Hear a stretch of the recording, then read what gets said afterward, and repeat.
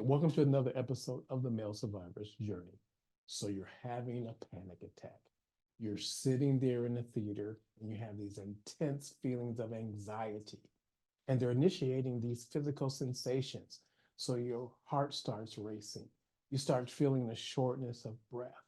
Maybe you feel a little bit dizzy or you're trembling, or you've got a whole bunch of muscle tension and your mind is flashing with these memories and you can't tell, are these my memories? Did this happen to me? What's going on?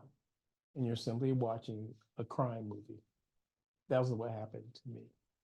All right, so we're probably experiencing flashbacks, but what is it that causes us to remember these traumatic events, we're going to say years later?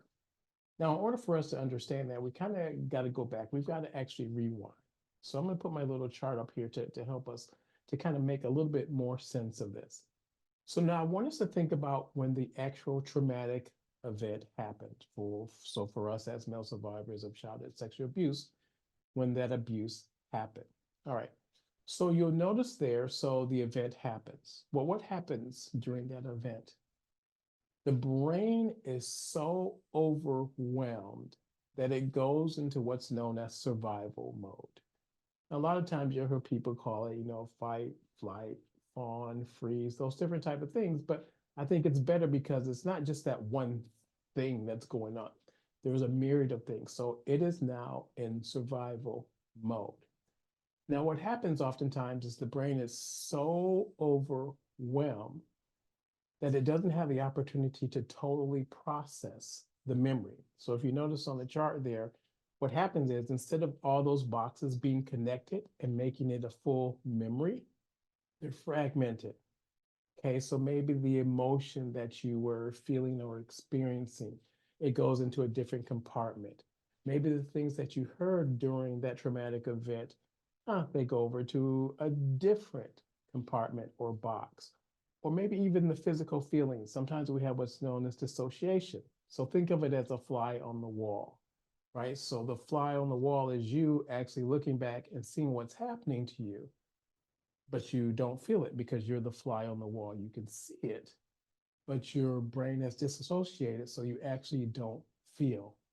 Or maybe the visuals are there. So you're sitting there in the theater and you're having these flashes or you're having these feelings, but there's nothing visually actually connected to them. Right. So think about it now. The brain is so overwhelmed, especially if you think about a child. The brain's like, how do we deal with this? And so it takes and it puts all the different pieces of the memory, let's just say, in different compartments. So now you're sitting there and you're watching the movie, and there's something in the movie. It could be maybe the sound that you heard during that traumatic event. Maybe it's a word that was used, or maybe it's even a feeling. And so that little sensation, that thought, whatever it is, triggers. I'm going to say that little fragment actually triggers. And there we go into our full traumatic event being relived again. Now, it's funny when we think about this. I remember when I was doing um, I was doing a presentation actually for my abnormal psychology and counseling class. And so I remember standing there and I have to give a presentation on dissociation. What is dissociation? Like the fly on the wall.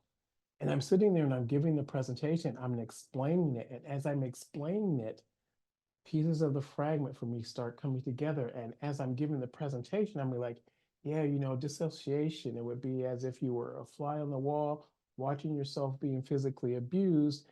And then let's just say years later, you start to make the association and you now see the face of the individual that was your perpetrator. Now, what was unique for me during that time is as I was actually giving the presentation, my mind was connecting and I was actually seeing the actual face of the perpetrator that I hadn't seen for years. I couldn't figure it out.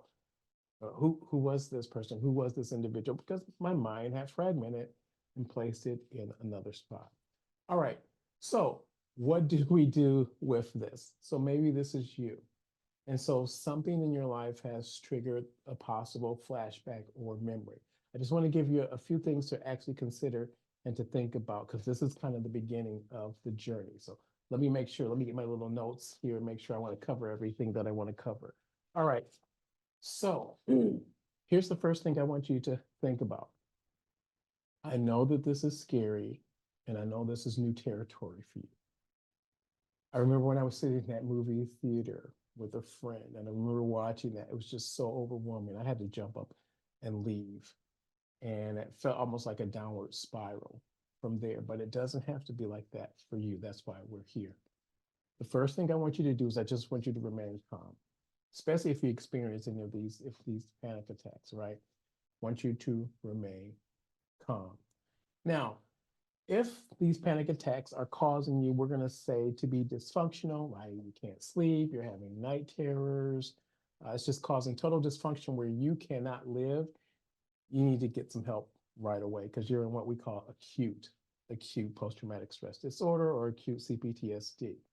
Okay, so get your therapist, counselor, whatever it is, because you're in acute. Okay, you're in acute phase and it's causing like daily dysfunction. You need to get some help for that. All right. If you're not in that phase, okay, so maybe it's how this stuff is coming up. I'm not totally sure. I'm trying to figure out, okay, first of all, just remain calm. That's the first thing I want you to do. I want you to remain calm. Now, here's the second thing. Don't try and force the memories. Okay, don't try and force the memories.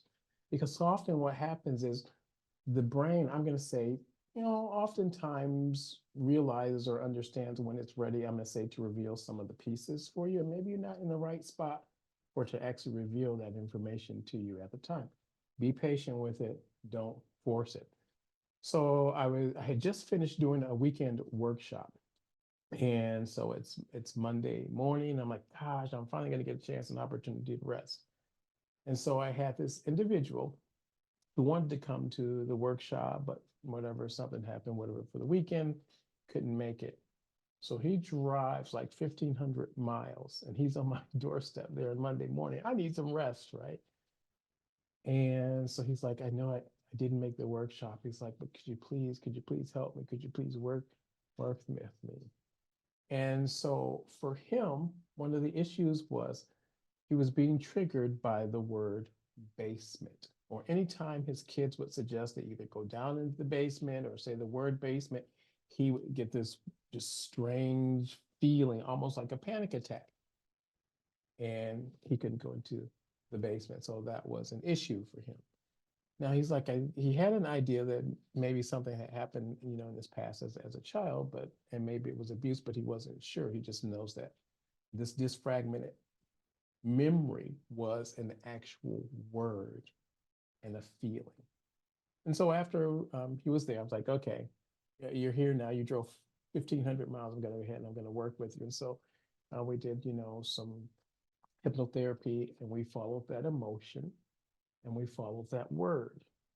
And it took him back to the event, right? And so his abuse had taken place in the basement, right? So that's what we mean when we're talking about the fragmented memory.